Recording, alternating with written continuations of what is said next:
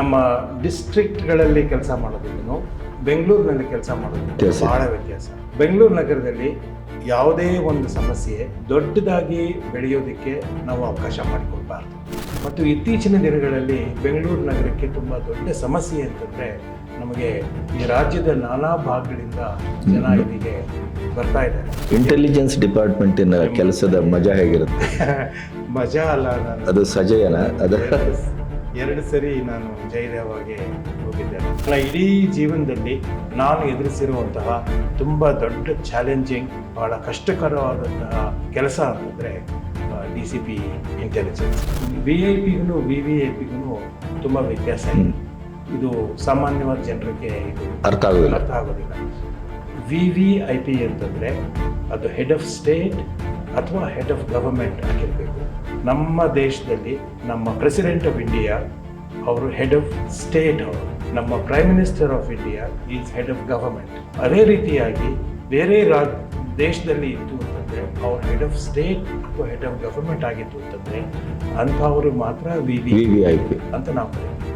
ಬೇರೆಯವರಿಗೆ ಅವರೆಲ್ಲ VIP-ಗಳು ಅಷ್ಟೇ, ವೆರಿ ಇಂಪಾರ್ಟೆಂಟ್ ಪರ್ಸನ್ಸ್ ಅಷ್ಟೇ. ಅದು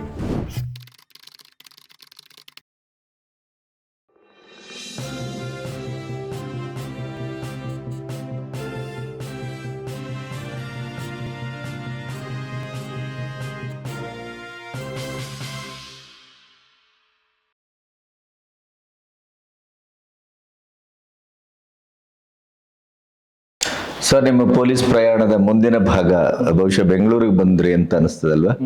ಹೌದು, ಹೇಳಿ ಸರ್. ಆ ಕಾಲದಲ್ಲಿ ಬೆಂಗಳೂರಲ್ಲಿ ಯಾವ ರೀತಿಯ ಪೊಲೀಸ್ ವ್ಯವಸ್ಥೆ ಇತ್ತು ಈಗ ಹೋಲಿಸಿದ್ರೆ? ಅವಾಗ ಬೆಂಗಳೂರಿನಲ್ಲಿ ಒಂದು 8 ಸಬ್ ಡಿವಿಷನ್ಗಳು ಮಾತ್ರ ಆಯಿತು. ಅಂದರೆ ACPಗಳು: central, Chickpet, Basavanagudi, Frazer Town, Yeshwanthpur, Kengeri gate, Halsur, ಇಷ್ಟು ಮಾತ್ರ ಇತ್ತು. DCPಗಳು DCP law and order east and west, ಇಬ್ಬರು ಲಾ ಆ್ಯಂಡ್ ಆರ್ಡರ್ಗೆ, ಕ್ರೈಮ್ ಒಬ್ಬರೇ, ಟ್ರಾಫಿಕ್ ಒಬ್ಬರೇ, CR ಒಬ್ಬರೇ, DCP ಇಂಟೆಲಿಜೆನ್ಸ್ ಒಬ್ಬರೇ, ಅಷ್ಟೇ ಇದ್ದಿದ್ದು. ನೀವು ಹೇಳ್ತಾ ಇರೋದು ಎಷ್ಟನೇ ಇಸ್ವಿ ಸಾಮಾನ್ಯ? ಇದು 82. ನಾನು ಸಿಟಿಗೆ ಬಂದಾಗ. ನಮ್ಮ ಡಿಸ್ಟ್ರಿಕ್ಟ್ಗಳಲ್ಲಿ ಕೆಲಸ ಮಾಡೋದಕ್ಕೂ ಬೆಂಗಳೂರಿನಲ್ಲಿ ಕೆಲಸ ಮಾಡೋದಕ್ಕೂ ಬಹಳ ವ್ಯತ್ಯಾಸ.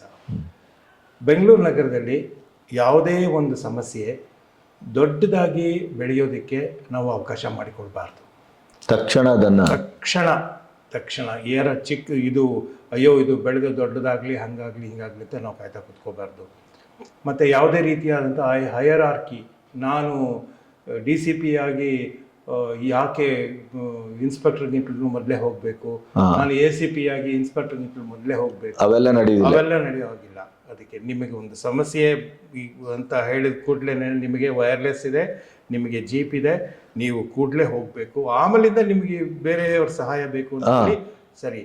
ಅದಕ್ಕೆ ನಿಮಗೆ availability and rushing to the spot immediately, ಇದು ನಮಗೆ ಸಿಟಿಯ ಬಹಳ ತುಂಬ ಪ್ರಮುಖವಾದ ಅಂಶ. ಸೊ ಆ ರೀತಿಯಾಗಿ ನಾನಿದ್ದಾಗ ಆವಾಗ ಮಿಸ್ಟರ್ ನಿಜಾಮುದ್ದೀನ್ ನಾನು ಕಮಿಷನರ್ ಆಗಿದ್ದರು. ಅವ್ರು ಹೇಳ್ತಾ ಇದ್ರು, after the control room gives you this information, if you have received it on wireless, if you are not there at the spot in 10 minutes, see what happens to you ಅಂತ ಹೇಳ್ತಾ ಇದ್ರು. ಅವ್ರಿಗೆ ಆ ರೀತಿಯಾದಂತಹ ಒಂದು ಮಾರಲ್ ಸ್ಥೈರ್ಯ ಇತ್ತು ಅವರಿಗೆ. ಮತ್ತು ಆ ರೀತಿಯಾಗಿ ಎಲ್ಲನೂ ಮಾನಿಟರ್ ಮಾಡ್ತಾಯಿದ್ರು. ಮತ್ತು ನೈಟ್ ರೌಂಡ್ಸ್ ಅದನ್ನು ಭಾಳ ಬಿಗಿಯಾಗಿ ಮಾಡಬೇಕಾಗಿರ್ತಿತ್ತು. ನಮ್ಮ ಕಾಲದಲ್ಲಿ ಮೊದಲು ಪ್ರತಿ ವಾರಕ್ಕೂ ಪ್ರತಿ ಒಂದು ವಾರದಲ್ಲಿ 2-3 ನೈಟ್ ರೌಂಡ್ಸ್ ಬರ್ತಾಯಿತ್ತು. ನಮ್ಮಲ್ಲಿ ಒಬ್ಬರು ACP, 2 ಇನ್ಸ್ಪೆಕ್ಟರ್ಗಳಿತ್ತು ಅಂತಂದರೆ ನಿಮಗೆ 3 ದಿವಸ ಆದಮೇಲಿಂದ 4ನೇ ದಿವಸ ನಿಮ್ಮ ಟರ್ನ್ ಆಗ್ತಾ ಇತ್ತು. ಆ ರೀತಿಯಾಗಿ ಅದೇನು 11 ಗಂಟೆಯಿಂದ ಶುರು ಆದರೆ 5 ಗಂಟೆವರೆಗೂ ಇರಬೇಕು. 5 ಗಂಟೆವರೆಗಿದ್ದು ಆಮೇಲಿಂದ ಹೋಗಬೇಕು. ಇದು ಕೊನೆಗೆ ಅಧಿಕಾರಿಗಳ ಆರೋಗ್ಯದ ಮೇಲೂ ಇದು ಪರಿಣಾಮ ಬೀರೋದಕ್ಕೆ ಶುರುವಾಯಿತು. ಆವಾಗ ಸಿಟಿನಲ್ಲೇ ಕೆಲಸ ಇರುವಂತಹ ಬೇರೆ ಇಲಾಖೆಯಲ್ಲಿ, ಈಗ ಸ್ಪೆಷಲ್ ಬ್ರಾಂಚಲ್ಲಿ ಕೆಲವರು ಇರ್ತಾರೆ, ಮತ್ತು CCRBನಲ್ಲಿ ಇರ್ತಾರೆ, ಇನ್ನು ಬೇರೆ ಬೇರೆ ಸಿಟಿಗೆ ಸೇರಿದಂತಹ ಬೇರೆ ವಿಂಗ್ಸ್ ಯಾರಿದ್ದಾರೆ ಅಲ್ಲಿನ ಕೆಲವು ಅಧಿಕಾರಿಗಳನ್ನ ತಗೊಂಡು ಅವ್ರಿಗೂ ಒಂದು ಈ ರೀತಿ ಅವ್ರನ್ನ ಸೇರಿಸ್ಕೊಂಡ್ರೆ ನಮ್ಮ ಈ ಆಫೀಸರ್ಗಳಿಗೆ ಸ್ವಲ್ಪ ಅದನ್ನು ನಿರಾಳ ಆಗುತ್ತೆ ಅಂತ ಒಂದು ವ್ಯವಸ್ಥೆ ಮಾಡಿದರು. ಸೊ ಅದನ್ನ ಹೇಳಿದ್ನಲ್ಲ, availability and rushing to the spot, ಮತ್ತು ಯಾವುದೇ ಒಂದು ಸಮಸ್ಯೆ ದೊಡ್ಡ ಸಮಸ್ಯೆಯಾಗಿ ಪರಿವರ್ತನೆ ಆಗದೇ ಇರೋ ರೀತಿಯಲ್ಲಿ ನೋಡ್ಕೊಳ್ಳೋದು ನಮ್ಮ ಜವಾಬ್ದಾರಿ ಆಗಿತ್ತು. ಅವಾಗೆಲ್ಲ ನೀವಿದ್ದಾಗೆಲ್ಲ ಈ ಬೆಂಗಳೂರು ರೌಡಿಸಮ್ ಎಲ್ಲ ಹೇಗಿತ್ತು? ರೌಡಿಸಮ್ ಆವಾಗ ಒಂದು ಶುರುವಾಗುವಂತಹ ಕಾಲ. ಆವಾಗ ಕೊತ್ವಾಲ್ ರಾಮಚಂದ್ರನ ಹೆಸರು ಕೇಳಿ ಬರ್ತಾ ಇತ್ತು. ಮತ್ತು ಆವಾಗ ನಮ್ಮ ಈ CCBನವ್ರ ಕಡೆಯಿಂದ, ಮತ್ತು ಆವಾಗಿನ ಕಾಲದಲ್ಲಿ ಈ ಸಂಬಂಧಪಟ್ಟ ACPಗಳು ಇನ್ಸ್ಪೆಕ್ಟ್ರುಗಳಿದ್ದಾರಲ್ಲ, ಅವರು ಬಹಳ ದೊಡ್ಡವರು. ನಮ್ಮ ಕಮಿಷನರ್ಗಳಿಗೂ ಸಂಬಂಧಪಟ್ಟಂಥ ACP ಇನ್ಸ್ಪೆಕ್ಟ್ರಿಗೇ ಕೇಳ್ತಾಯಿದ್ರು, ನಿನ್ನಲ್ಲಿ ಇಂಥ ಒಂದು ಘಟನೆ ಆಗಿದೆ, ಈ ರೀತಿ ಏನಾದ್ರೂ ಮತ್ತೊಂದು ಸರಿ ಆದರೆ ನೀನಲ್ಲಿ ಇರಲ್ಲ ಅಂತ ಹೇಳ್ತಾಯಿದ್ರು. ಆ ರೀತಿಯಾಗಿ ನೇರವಾದಂತಹ ಜವಾಬ್ದಾರಿ ಸಂಬಂಧಪಟ್ಟಂತಹ ACP ಮತ್ತು ಇನ್ಸ್ಪೆಕ್ಟ್ರಿಗೆ ಇರ್ತಾಯಿತ್ತು. ಆವಾಗ ನಮ್ಮ ಸ್ಟ್ರೆಂತ್ ಬಹಳ ಕಮ್ಮಿ ಇತ್ತು, ನಮಗೆ ಫೆಸಿಲಿಟಿಗಳು ಬಹಳ ಕಮ್ಮಿ ಇತ್ತು. ನಮಗೆ ವಾಕಿ ಟಾಕಿಗಳು ಅವೆಲ್ಲ ಏನು ಇರ್ತಾ ಇರಲಿಲ್ಲ. ನಮ್ಮ ವೆಹಿಕಲ್ಗೆ ಒಂದು ವೈರ್ಲೆಸ್ ಇರ್ತಾಯಿದೆ ಹೊರತು ನಮ್ಮ ಕೈನಲ್ಲಿ ಯಾವುದೇ ರೀತಿಯಾದಂಥ ಕಮ್ಯುನಿಕೇಷನ್ ಡಿವೈಸ್ ನಮ್ಮ ಹತ್ರ ಇರಲಿಲ್ಲ. ಮತ್ತು ಆವಾಗಿನ ಕಾಲದಲ್ಲಿ ಇವಾಗಿರೋ ಹಾಗೆ ಮೊಬೈಲ್ ಫೋನ್ಗಳು ಇರಲಿಲ್ಲ. ನಮಗೆ ಪೊಲೀಸ್ ಸ್ಟೇಷನ್ನಲ್ಲಿ ಒಂದು ಸ್ಟ್ಯಾಟಿಕ್ ಅಂತ ಇರ್ತಾಯಿತ್ತು, ಒಂದು ಟೆಲಿಫೋನ್ ಇರ್ತಾಯಿತ್ತು, ಮತ್ತು ವೈರ್ಲೆಸ್ ಇರ್ತಾಯಿತ್ತು. ಅದನ್ನು ಬಿಟ್ಟರೆ ನಮ್ಮ ಇನ್ಸ್ಪೆಕ್ಟರ್ಗಳು ಮತ್ತು ACPಗಳಿಗೆ incharge of divisions and circles ಯಾರಿದ್ರು ಅವ್ರಿಗೆ ಮಾತ್ರ ವೈರ್ಲೆಸ್ ಇರ್ತಾಯಿತ್ತು. ಸೊ ಆ ರೀತಿಯಾಗಿ ನಮಗೆ ಫೆಸಿಲಿಟೀಸು ಭಾಳ ಕಮ್ಮಿ ಇತ್ತು. ಮತ್ತು ನಗರ ಇವಾಗ ಬೆಳೆದಿರೋ ಎಷ್ಟು ಡಿವಿಷನ್ ಇದೆ ಈಗ ನನಗೆ ಗೊತ್ತಿಲ್ಲ. ಈಗ ಏನಿಲ್ಲ ಅಂದ್ರೂ ಒಂದು 15 ಡಿವಿಷನ್ ಇರ್ಬೋದು, ಒಂದು 25 ಜನ ACPಗಳು ಇರ್ಬೋದು ಏನೋ. ನಾನು ರಿಟೈರ್ ಆಗಿಲ್ಲೇ 15 ವರ್ಷ. ನನ್ನ ಹತ್ರ ಒಂದು ಮಾಹಿತಿ ಇದೆ. ಇವಾಗ ನಾನು total number of sub divisions ಎಷ್ಟು ಜನ ACPಗಳಿದ್ದಾರೆ, ಎಷ್ಟು ಜನ DCP. ಕ್ರೈಮ್ ರೇಟ್ ಆಗೋಗೂ ಈಗ ಹೋಲಿಸಿದ್ರೆ ಏನು ಹೇಳ್ತೀರಿ? ಕ್ರೈಮ್ ರೇಟ್ ಬೆಳೀತಾ ಹೋಗುತ್ತೆ, ಯಾಕೆಂದರೆ ಕ್ರೈಮ್ ರೇಟ್ ಜನಸಂಖ್ಯೆಯ ಮೇಲೆ ಡಿಪೆಂಡ್ ಅದು. ಮತ್ತು ಇತ್ತೀಚಿನ ದಿನಗಳಲ್ಲಿ ಬೆಂಗಳೂರು ನಗರಕ್ಕೆ ತುಂಬ ದೊಡ್ಡ ಸಮಸ್ಯೆ ಅಂತಂದರೆ, ನಮಗೆ ಈ ರಾಜ್ಯದ ನಾನಾ ಭಾಗಗಳಿಂದ ಜನ ಇಲ್ಲಿಗೆ ಬರ್ತಾ ಇದ್ದಾರೆ. ಅವ್ರು ಯಾರನ್ನೂ ಅವ್ರ ಸಂಸಾರದ ಸಮೇತ ಬರ್ತಾ ಇಲ್ಲ. ಒಬ್ಬೊಬ್ಬರೇ, ಒಬ್ಬ ಕಾರ್ಪೆಂಟ್ರ್ ಬರ್ತಾನೆ, ಒಬ್ಬ ಎಲೆಕ್ಟ್ರಿಷಿಯನ್ ಬರ್ತಾರೆ, ಒಬ್ಬ ಪ್ಲಂಬರ್ ಬರ್ತಾನೆ. ಅವರೆಲ್ಲರೂ ಎಲ್ಲೆಲ್ಲೋ ಇರ್ತಾರೆ. ಅವ್ರಿಗೆ ಸಂಸಾರ ಅವ್ರ ಜೊತೆ ಇಲ್ಲದೆ ಇರೋದ್ರಿಂದ ಅದು ಬೇರೆ ರೀತಿಯಾದ ಸಮಸ್ಯೆಗಳಿಗೆ ಅನುವು ಮಾಡಿಕೊಡುತ್ತೆ. ಸೊ ಆ ರೀತಿಯಾಗಿ ನಮಗೆ ನಗರ ಬಹಳ ದೊಡ್ಡದಾಗಿ ಬೆಳೀತಾ ಇದೆ. ಇಲ್ಲಿಂದ ಜನಸಂಖ್ಯೆ ಭಾಳ ದೊಡ್ಡದಾಗಿ ಬೆಳೀತಾ ಇದೆ, ಮತ್ತು ನಮ್ಮ ಟ್ರಾಫಿಕ್ ಭಾಳ ದೊಡ್ಡದಾಗಿ ಬೆಳೀತಾ ಇದೆ. ಸೊ ಈ ಎಲ್ಲ ಕಾರಣಗಳಿಂದ ನಿಮ್ಮ ಹತ್ರ ಬೆಂಗಳೂರು ನಗರದ ಬೆಳವಣಿಗೆ ಬಗ್ಗೆನೇ ಬೇರೆ ಸಮಯದಲ್ಲಿ ಮಾತನಾಡ್ಬೋದು. ಕರೆಕ್ಟ್. ಜನಸಂಖ್ಯೆ ಮತ್ತು ಇದ್ರ ವಿಸ್ತೀರ್ಣ ಅದನ್ನೆಲ್ಲ ನೋಡಿಕೊಂಡ್ರೆ ಹೇಗೆ ಅಂತ ನಾವು ಒಂದು ಚರ್ಚೆ ಮಾಡ್ಬೋದು. ಅದನ್ನೇ ಒಂದು ಸ್ಪೆಷಲ್ ಸಬ್ಜೆಕ್ಟ್ ಅದು. ಕರೆಕ್ಟ್. ಅದರ ನಂತರ ನೀವು ಮೈಸೂರಿಗೆ ಹೋದ್ರ? ಇಲ್ಲ, ನಾನು ಇಲ್ಲಿ 2 ಡಿವಿಷನ್ನಲ್ಲಿ ACP ಆಗಿದ್ದೆ, ಸೆಂಟ್ರಲ್ ಮತ್ತು ಆಲ್ಸೂರ್. ಆಮೇಲೆ ಪ್ರಮೋಷನ್ ಆಗಿ ನಾನು DCP ಇಂಟೆಲಿಜೆನ್ಸ್ ಆದೆ 84ರಿಂದ. ಇಂಟೆಲಿಜೆನ್ಸ್ ಡಿಪಾರ್ಟ್ಮೆಂಟಿನ ಕೆಲಸದ ಮಜಾ ಹೇಗಿರುತ್ತೆ? ಮಜಾ ಅಲ್ಲ, ನಾನು ಅದು ಸಜಯನ ಅದ 2 ಸರಿ ನಾನು ಜಯದೇವಾಗೆ ಹೋಗಿದ್ದೆ. ನಾನು ನನಗೆ ಅಷ್ಟೊಂದು ಟೆನ್ಷನ್ ನನ್ನ ಇಡೀ ಜೀವನದಲ್ಲಿ ನಾನು ಎದುರಿಸಿರುವಂತಹ ತುಂಬ ದೊಡ್ಡ ಚಾಲೆಂಜಿಂಗ್, ಬಹಳ ಕಷ್ಟಕರವಾದಂತಹ ಕೆಲಸ ಅಂತಂದರೆ DCP ಇಂಟೆಲಿಜೆನ್ಸ್. ಅದು ಹೇಗಿರುತ್ತೆ? ಇವಾಗ ಒಂದು DCP ಇಂಟೆಲಿಜೆನ್ಸ್ ಇದ್ದಾರೆ, ಒಂದು DCP ಸೆಕ್ಯೂರಿಟಿ ಇದ್ದಾರೆ. ನನ್ನ ಆವಾಗಿನ ಕಾಲದಲ್ಲಿ VVIP ಸೆಕ್ಯೂರಿಟಿ ಒಂದು ದೊಡ್ಡ ಹೈಲಿ ಸ್ಪೆಷಲೈಸ್ಡ್ ಜಾಬ್ ಆಗಿ ಬಂತದ್ದು. ಯಾಕೆ ಅಂತಂದರೆ ಅವಾಗ ಶ್ರೀಮತಿ ಇಂದಿರಾ ಗಾಂಧಿ ಅವರ ಕೊಲೆ ಆಯಿತು. ಹೌದು.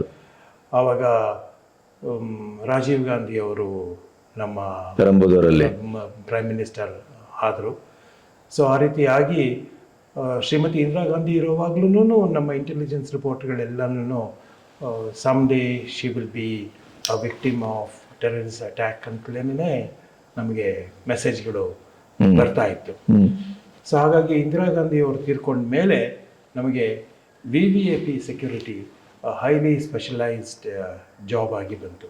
ಸೊ ನನ್ನಲ್ಲಿ ಇರುವಂತಹ ವ್ಯಕ್ತಿಗಳನ್ನೇ ಉಪಯೋಗಿಸ್ಕೊಂಡು ನಾನು ಒಂದು VIPಗೂ VVIPಗೂ ತುಂಬ ವ್ಯತ್ಯಾಸ ಇದೆ. ಇದು ಸಾಮಾನ್ಯವಾದ ಜನರಿಗೆ ಇದು ಅರ್ಥ ಆಗೋದಿಲ್ಲ. VVIP ಅಂತಂದರೆ ಅದು ಹೆಡ್ ಆಫ್ ಸ್ಟೇಟ್ ಅಥವಾ ಹೆಡ್ ಆಫ್ ಗವರ್ಮೆಂಟ್ ಆಗಿರಬೇಕು. ಅವ್ರಿಗೆ ಮಾತ್ರ ನೀವು VVIP ಅಂತ ಕರಿತೀರಿ. ನಮ್ಮ ದೇಶದಲ್ಲಿ ನಮ್ಮ ಪ್ರೆಸಿಡೆಂಟ್ ಆಫ್ ಇಂಡಿಯಾ ಅವರು ಹೆಡ್ ಆಫ್ ಸ್ಟೇಟ್, ಅವರು ನಮ್ಮ prime minister of India is head of government. ಅದೇ ರೀತಿಯಾಗಿ ಬೇರೆ ದೇಶದಲ್ಲಿ ಇತ್ತು ಅಂತಂದರೆ ಅವ್ರ ಹೆಡ್ ಆಫ್ ಸ್ಟೇಟ್ ಅಥವಾ ಹೆಡ್ ಆಫ್ ಗವರ್ಮೆಂಟ್ ಆಗಿತ್ತು ಅಂತಂದರೆ ಅಂಥವ್ರಿಗೆ ಮಾತ್ರ VVIP ಅಂತ ನಾವು ಕರಿತೀವಿ. ಬೇರೆಯವರಿಗೆ ಅವರೆಲ್ಲ VIPಗಳು ಅಷ್ಟೇ, ವೆರಿ ಇಂಪಾರ್ಟೆಂಟ್ ಪರ್ಸನ್ಸ್ ಅಷ್ಟೇ ಅದು. So VVIP is always either a head of state or head of government. So ಹಾಗಾಗಿ ಇವನ್ನ ನಾವು ಭಾಳ ಕ್ಯಾಶುವಲ್ ಆಗಿ ಉಪಯೋಗಿಸ್ಕೊಳ್ಳೋಕ್ಕೆ ಸಾಧ್ಯ ಇಲ್ಲ. ಈಗಲೂ ನಮ್ಮ ದೇಶದಲ್ಲೂ ಹಾಗೆ ಇದೆಯಾ? ನಮ್ಮ ದೇಶದಲ್ಲೂ ಹಾಗೆ ಇದೆ, ನಮ್ಮ ದೇಶದಲ್ಲೂ ಹಾಗೇನೇ ಇದೆ. ಹಾಗಾಗಿ ನಮಗೆ ಶ್ರೀಮತಿ ಇಂದಿರಾ ಗಾಂಧಿಯವರ ಅಸ್ಯಾಸಿನೇಷನ್ ಆದಮೇಲೆ VVIP ಸೆಕ್ಯೂರಿಟಿ ಒಂದು ದೊಡ್ಡ ಚಾಲೆಂಜ್ ಆಯಿತು. ಅದಕ್ಕೋಸ್ಕರ ನಮಗೆ ಸ್ಪೆಷಲ್ ಪ್ರೊಟೆಕ್ಷನ್ ಫೋರ್ಸ್ ಬಂತು, SPG ಸ್ಪೆಷಲ್ ಪ್ರೊಟೆಕ್ಷನ್ ಗ್ರೂಪ್ ಬಂತು. ಆದರೆ ನಾವು ಈ ನಮ್ಮ ಸ್ಟೇಟ್ ಪೊಲೀಸ್ ಅವರು ಕ್ಲೋಸ್ ಪ್ರಾಕ್ಸಿಮಿಟಿ ಮಾತ್ರ SPGಯ ಇದು ಈಗ ಸ್ವಲ್ಪ ದೊಡ್ಡದಾಗಿ ಬೇರೆ ಕಡೆಗೆ ಬೆಳ್ಕೊಂಡು ಹೋಗ್ತಾ ಇದೆ. ಬಟ್ ಆವಾಗಿನ ಕಾಲದಲ್ಲಿ ಮಿಕ್ಕಿದ್ದೆಲ್ಲನೂ ನಾವೇ ಮಾಡಬೇಕಿತ್ತು. ಎಸ್ಕಾಟ್ 1 ಪೈಲಟ್, ಎಸ್ಕಾಟ್ 1, ಎಸ್ಕಾಟ್ 2 ಎಲ್ಲನೂ ನಾವೇ ಮಾಡಬೇಕಾಗಿತ್ತು. ಹಾಗಾಗಿ ನನ್ನ ಹತ್ರ ಇದ್ದ ಜನಗಳನ್ನೇ ಉಪಯೋಗಿಸಿ ನಾನು ಒಂದು VVIP ಟೀಮನ್ನು ನಾನು ರೆಡಿ ಮಾಡಿದೆ. ಆಮೇಲಿಂದ ನಮ್ಮಲ್ಲಿ 86ರಲ್ಲಿ ಸಾರ್ಕ್ ಸಮಿಟ್ ಆಯಿತು, ಸೆಕೆಂಡ್ ಸಾರ್ಕ್ ಸಮಿಟ್ ಆಯಿತು. ಅದರ ವಿಶೇಷ ಏನಪ್ಪ ಅಂತಂದರೆ, ನಿಮಗೆ ಡೆಲ್ಲಿನಲ್ಲಿ ಈ ರೀತಿಯಾದಂತಹ ಅಂತಾರಾಷ್ಟ್ರೀಯ ಮಟ್ಟದ ಕಾನ್ಫರೆನ್ಸ್ಗಳು ನಡೆಯುತ್ತೆ. ಆದರೆ ಡೆಲ್ಲಿಯ ಬಿಟ್ಟು ಒಂದು ಅಂತಾರಾಷ್ಟ್ರೀಯ ಮಟ್ಟದ ಒಂದು ಕಾನ್ಫರೆನ್ಸ್ ಔಟ್ಸೈಡ್ ಡೆಲ್ಲಿ ಆಗಿದ್ದು ನಮ್ಮ ದೇಶದಲ್ಲಿ ಇದೇ ಮೊದಲು, ಸೆಕೆಂಡ್ ಸಾರ್ಕ್ ಸಮಿಟ್. ಇದಕ್ಕೆ ನಿಮಗೆ ಒಂದು ನೇರವಾಗಿ ಬೆಂಗಳೂರಿಗೆ ಬಂದು ಇಳಿದು ಅಂತಂದರೆ ಅವ್ರಿಗೆ ಪ್ರೋಟೋಕಾಲ್ ಅಂತ ಇದೆ. ನಮ್ಮ ಗೌರ್ಮೆಂಟ್ ಆಫ್ ಇಂಡಿಯಾದಲ್ಲಿ ಒಬ್ಬ ವ್ಯಕ್ತಿಯನ್ನು ಆಹ್ವಾನಿಸುವ, ಹೇಗೆ ಅವ್ರನ್ನ ವೆಲ್ಕಮ್ ಮಾಡಬೇಕು, ಮತ್ತು ಅವ್ರದ್ದು ಕಸ್ಟಮ್ಸ್ ಆ್ಯಂಡ್ ಇಮಿಗ್ರೇಷನ್ ಕ್ಲಿಯರೆನ್ಸ್ ಆಗಬೇಕು. ಸೊ ಹಾಗಾಗಿ protocol, customs, immigration and security ಇದೆಲ್ಲನೂ ನಾವು ಹೊಸದಾಗಿ ಮಾಡಬೇಕಾಗಿ ಬಂತು.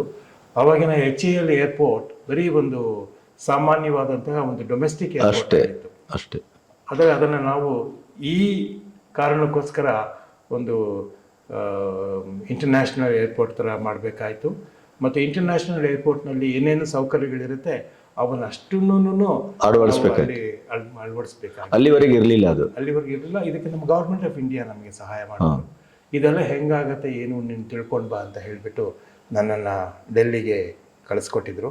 ಆವಾಗ ನಾನು ಅಲ್ಲಿಂದ ಹೋಗಿ ಅದಕ್ಕೆ ಡೆಲ್ಲಿ ಪೊಲೀಸ್ನವ್ರ ಜೊತೆ ಮತ್ತು ಬೇರೆಯವ್ರ ಜೊತೆ ಈ ವಿಷಯ ನಾನು ಎಲ್ಲನೂ ತಿಳ್ಕೊಂಡು ಬಂದು ನಮ್ಮ ಕಮಿಷನರ್ ಅವ್ರಿಗೆ ಇದ್ರ ಬಗ್ಗೆ ಒಂದು ವರದಿಯನ್ನು ಕೊಟ್ಟೆ ನಾನು. ಮತ್ತು ಸಾರ್ಕ್ಗೋಸ್ಕರ ಒಂದು ಸ್ಪೆಷಲ್ ಕಂಟ್ರೋಲ್ ರೂಮ್ ಮಾಡೋಣ, ಅದಕ್ಕೆ ಬೇಕಾಗಿರುವಂಥ ಎಕ್ವಿಪ್ಮೆಂಟ್ನ ತಗೊಳ್ಳೋಣ ಅಂತ ಹೇಳಿದೆ. ಅದಕ್ಕೆ ಸರ್ಕಾರವೂ ಅದಕ್ಕೆ ಒಪ್ಪಿ ನಮಗೆ ಬೇರೆ ಒಂದು ಕಂಟ್ರೋಲ್ ರೂಮ್ ಕೊಟ್ಟರು. ಅದಕ್ಕೆ ಬೇಕಾಗಿರುವಂತಹ ವೈರ್ಲೆಸ್ ಮತ್ತು ಅದರ್ ಎಕ್ವಿಪ್ಮೆಂಟನ್ನು ನಮಗೆ ಕಳಿಸ್ಕೊಟ್ರು. ಅದೇ ಇದು ಇನ್ನೊಂದು ವಿಶೇಷ ಏನಪ್ಪ ಅಂದರೆ, ಮೊದಲನೇ ಸರಿ ನಮ್ಮ ಇಡೀ ರಾಜ್ಯದ ಪೊಲೀಸ್ ಫೋರ್ಸ್ ಬೆಂಗಳೂರಿಗೆ ಬಂತು. ಆ ಸಂದರ್ಭದಲ್ಲಿ ಸಾರ್ಕ್ಗೆ ನಾವು ಎಲ್ಲ ಕಡೆಗೂ ಎಷ್ಟೊಂದು ಪ್ರೊಟೆಕ್ಷನ್ ಮಾಡಬೇಕಾಗಿತ್ತಪ್ಪ ಅಂತಂದರೆ ವಿಧಾನಸೌಧ ನಮ್ಮ ಒಂದು ವೆನ್ಯೂ ಆಗಿತ್ತು. ಹಾಂ ವಿಂಡ್ಸರ್ ಮ್ಯಾನರ್ ಎಲ್ಲ VVIPಗಳು ಉಳ್ಕೊಂಡಂತಹ ಜಾಗ. ಮತ್ತು ಸೆಕ್ರೆಟ್ರಿಗಳು ಮತ್ತು ಅದರ್ VIPs ಅವರು ಹೋಟೆಲ್ ಅಶೋಕ್, ಈಗ ಯಾವುದನ್ನ ನಾವು ಲಲಿತ್ ಅಂತ ಹೌದೌದು, ಆಗ ಅಶೋಕ್ ಆಗಿತ್ತು. ಅಶೋಕ್ ಅದು ನಮ್ಮ ಬೆಂಗಳೂರು ನಗರದ ಮೊದಲನೇ ಪಂಚತಾರ ಹೋಟೆಲ್ ಅದು ಅಲ್ಲಿದ್ದರು. ಮತ್ತು ವೆಸ್ಟ್ ಎಂಡ್ ಮೀಡಿಯಾ ಸೆಂಟರ್ ಆಗಿತ್ತು. ಮತ್ತು HAL ಏರ್ಪೋರ್ಟ್ ಅರೈವಲ್ ಡಿಪಾರ್ಚರ್. ಮತ್ತು ಅವರು ಎಲ್ಲ VIPಗಳಿಗೂ ನಾವೇ ಎಸ್ಕಾಟ್ ಬೇರೆ ಬೇರೆ ಎಸ್ಕಾಟ್ ಆಫೀಸರ್ಗಳನ್ನು ಅವ್ರಿಗೆ ಥ್ರೆಟ್ ಪರ್ಸೆಪ್ಷನ್ ಮೇಲೆ ಅದಕ್ಕೆ ತಕ್ಕಂಥ ಒಬ್ಬ ಆಫೀಸರ್ನ ನಾವು ನೇಮಕ ಮಾಡಬೇಕಾಗಿ ಬಂತು. ಸಿಟಿಯಿಂದ ಹೊರಗಡೆ ಬಂದಿದ್ದು ಇನ್ನೊಂದು ಜಾಗ ಏನಪ್ಪ ಅಂತಂದರೆ ಒಂದು ರಿಟ್ರೀಟ್ ಅಂತ ಹೇಳಿಬಿಟ್ಟು ಹೌದು ನಂದಿಗೆ ಹೋಗಿದ್ದು. ಹಾಂ ಆವಾಗ ಅದು ಕೋಲಾರ ಜಿಲ್ಲೆಯಲ್ಲಿ ಇತ್ತು. ಆವಾಗ ಕೋಲಾರ ಜಿಲ್ಲೆಗೆ ಬರ್ತಾಯಿತ್ತು, ಈಗ ಚಿಕ್ಕಬಳ್ಳಾಪುರಕ್ಕೆ ಬರುತ್ತೆ. ಸೊ ಅಲ್ಲಿ ಒಂದು ರಿಟ್ರೀಟ್ ಆಯಿತು. ಆಮೇಲಿಂದ ಎಲ್ಲರೂ ಹೊರಗಡೆ ಹೊರಟೋದ್ರು. ಸೊ ಆ ರೀತಿಯಾಗಿ ನಾನು DCP ಇಂಟೆಲಿಜೆನ್ಸ್ ಆಗಿ ನನಗೆ ಇವತ್ತು ಯಾವ VIP ಇದ್ದಾರೆ, ಅವರ ಕಾರ್ಯಕ್ರಮ ಏನು, ಅದಕ್ಕೆ ಇರೋ ಎಸ್ಕಾಟ್ ಆಫೀಸರ್ ಯಾರು, ಅವ್ರು ಎಲ್ಲಿ ಉಳ್ಕೊಂಡಿದ್ದಾರೆ, ಏನೇನು ಆಗ್ತಾ ಇದೆ, ಮತ್ತು ಇವತ್ತು ಯಾವ ಯಾವ ರಾಜಕೀಯ ಪಕ್ಷ ಅಥವಾ ಬೇರೆಯವರು ಯಾವ ರೀತಿಯಾದಂತಹ ಮೆರವಣಿಗೆ ಮಾಡ್ತಾ ಇದ್ದಾರೆ, ಮತ್ತು ಎಲ್ಲಿ ಯಾವ ರೀತಿಯಾದಂತಹ ಪಬ್ಲಿಕ್ ಮೀಟಿಂಗ್ ಮಾಡ್ತಾ ಇದ್ದಾರೆ, ಅದಕ್ಕೆ ನಾವು ಏನು ವ್ಯವಸ್ಥೆ ಮಾಡಿದ್ದೀವಿ ಅನ್ನೋದನ್ನ ಎಲ್ಲನೂ ಕೇಳ್ತಾ ಇತ್ತು. ಇವೆಲ್ಲವೂ ನನ್ನ ಮನಸ್ಸಿನಲ್ಲಿ ಹಿಂಗಿರಬೇಕು ಅನ್ನೋದು ಎಲ್ಲರದು ನಿರೀಕ್ಷೆ ಆಗಿತ್ತು. ಇಷ್ಟು ಮಾಹಿತಿಯನ್ನು ನನ್ನ ಮನಸ್ಸಿನಲ್ಲಿ ನಾನು ಯಾವಾಗಲೂ ಇಟ್ಕೊಂಡಿರಬೇಕಾಗಿ ಇತ್ತು. ಇದ್ರ ಜೊತೆಗೆ ನಮಗೆ ಫಾರಿನರ್ಸ್ ನಮ್ಮಲ್ಲಿ ಇದ್ದಕ್ಕಿದ್ದಂಗೆ DCP ಇಂಟೆಲಿಜೆನ್ಸ್ನಲ್ಲಿ DCP ಇಂಟೆಲಿಜೆನ್ಸ್ ಮುಖ್ಯವಾದ ಜವಾಬ್ದಾರಿ ಏನಪ್ಪ ಅಂತಂದರೆ ಈ ಫಾರಿನರ್ಸ್ನ ಹೇಗೆ ರೆಗ್ಯುಲೇಟ್ ಮಾಡಬೇಕು, ಅವರ ಸ್ಟೇ ಇಲ್ಲಿ ಅಂತ, ಅದು ನಮ್ಮ ಜವಾಬ್ದಾರಿನೇ ಆಗಿತ್ತು. ಈಗ ಅದನ್ನು ಗೌರ್ಮೆಂಟ್ ಆಫ್ ಇಂಡಿಯಾ ತೊಗೊಂಡ್ಬಿಟ್ಟಿದ್ದಾರೆ. ಹಾಗಾಗಿ ಅದು ಆ ಕೆಲಸ ನಮ್ಮ ಸಿಟಿ ಸ್ಟೇಟ್ನವ್ರಿಗೆ ಬರೋದಿಲ್ಲ. ಒಂದು ಕಾಲದಲ್ಲಿ ಇದನ್ನು ಸಿಟಿ ಪೊಲೀಸ್ಗೆನೇ ಸೇರಿತ್ತು. ಹೀಗಾಗಿ ಬೆಂಗಳೂರು ಸಿಟಿನಲ್ಲಿ ಕೆಲಸ ಮಾಡೋದು ಬಹಳ ಹೈಲಿ ಡಿಮಾಂಡಿಂಗ್. ಯಾಕೆಂದರೆ ನೀವು ಯಾವಾಗಲೂ ಅಲರ್ಟ್ ಆಗಿರಬೇಕು, ನೀವು ಯಾವಾಗಲೂ ನೀವು ಸ್ಲ್ಯಾಕ್ನೆಸ್ ಇರಬಾರ್ದು. ಒಂದು ಚೂರು ವ್ಯತ್ಯಾಸ ಆದರೆ ಮತ್ತು ನಿಮಗೆ ನಿಮ್ಮ ಅಸೆಸ್ಮೆಂಟ್, ನಿಮಗೊಂದು ಮೆಸೇಜ್ ಬಂದ ಕೂಡಲೇ ಈ ರೀತಿ ಒಂದು ಘಟನೆ ಆಗಿದೆ ಅಂತಂದರೆ ಇದು ಮುಂದೆ ಯಾರಿರ್ಬೋದು, ಇದು ಹೇಗೆ ಬೆಳಿಬೋದು ಅನ್ನೋ ಒಂದು ಅಸೆಸ್ಮೆಂಟ್ ನಿಮ್ಮ ಮನಸ್ಸಿನಲ್ಲಿ ಕೂಡಲೇ ಆಗಿ ಅದು ಕಾರ್ಯರೂಪಕ್ಕೆ ಬರಬೇಕು. ಬೆಳೆದೇ ಇರೋ ರೀತಿಯಲ್ಲಿ ನಾವು ಅದನ್ನು ನೋಡ್ಕೋಬೇಕು. ಆ ರೀತಿಯಾಗಿ ನಮ್ಮ ಕಂಟ್ರೋಲ್ ರೂಮಲ್ಲಿ ಯಾವಾಗಲೂ ಇರೋದು we land on whoever is available ಅಂತ ಹೇಳ್ತಾ ಇದ್ದೆ. ಸೊ ಆ ರೀತಿಯಾಗಿ ನಮಗೆ 24 ಗಂಟೆ ಅವೈಲಬಿಲಿಟಿ, ಯಾವಾಗಲೂ ಇದು 24 hours a day and 7 days a week. ಇದು ಬೆಂಗಳೂರು ನಗರದ ರಿಕ್ವೈರ್ಮೆಂಟ್, ಅಬ್ಸಲ್ಯೂಟ್ ರಿಕ್ವೈರ್ಮೆಂಟ್.